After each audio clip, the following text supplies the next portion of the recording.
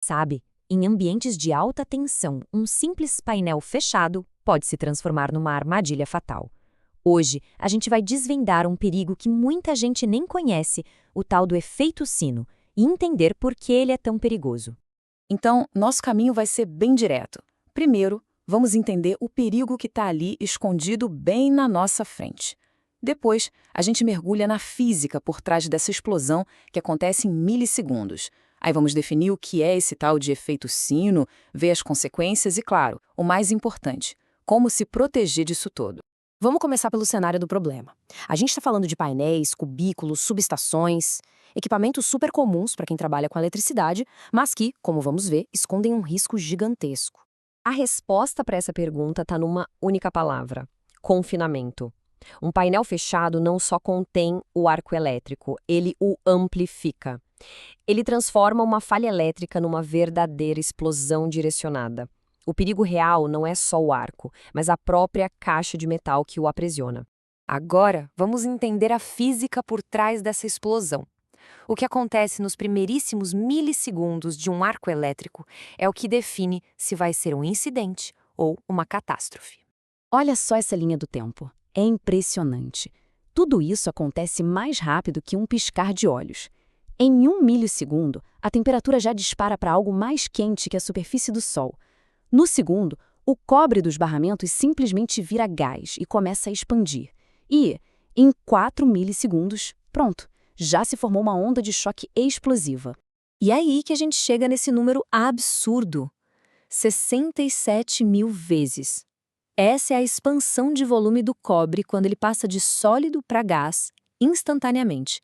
É essa expansão brutal que funciona como motor, o combustível para a explosão. E tudo isso nos leva finalmente ao conceito principal. O que exatamente é esse tal de efeito sino e por que ele torna tudo tão mais perigoso? Bom, o efeito sino é exatamente o que o nome sugere. A estrutura de metal do painel age como um sino. Em vez de a energia da explosão se dissipar, ela fica presa ali dentro, ricocheteia nas paredes e é toda concentrada numa única direção. E essa imagem aqui ilustra a diferença de forma perfeita. No espaço aberto à esquerda, a energia vai para todo lado, se dissipa. Mas à direita, dentro do painel, a energia não tem para onde ir. Ela é afunilada e projetada com uma violência inacreditável para fora, geralmente na direção de quem estiver na frente do painel. É um canhão de energia. Agora que a gente já entendeu a física, vamos falar sobre o impacto disso nas pessoas. Quais são as consequências reais de uma explosão dessas? E onde o risco é maior? Com a energia toda focada, a gravidade das lesões aumenta drasticamente. Não são só as queimaduras terríveis pelo plasma. O trauma da própria onda de pressão, do deslocamento de ar, pode ser tão ou mais letal que o calor. Sem falar nos estilhaços e no risco de incêndio. E o perigo é muito maior nesses cenários, né? Principalmente em cubículos mais antigos, que não têm dutos de exaustão ou outros sistemas modernos de alívio de pressão.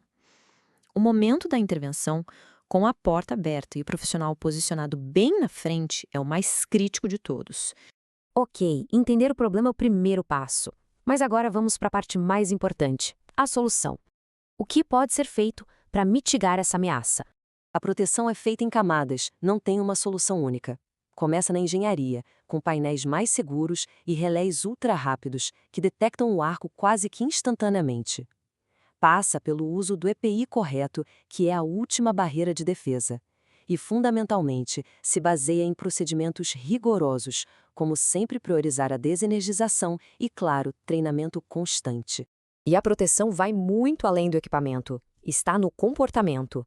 A postura operacional é crítica. Ficar de frente para o painel é o erro mais perigoso que se pode cometer. O correto é sempre se posicionar de lado. Essa simples mudança de postura pode ser literalmente a diferença entre a vida e a morte.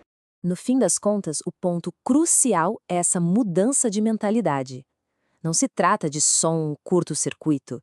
O que acontece ali dentro é uma explosão térmica confinada, esperando a menor oportunidade para escapar.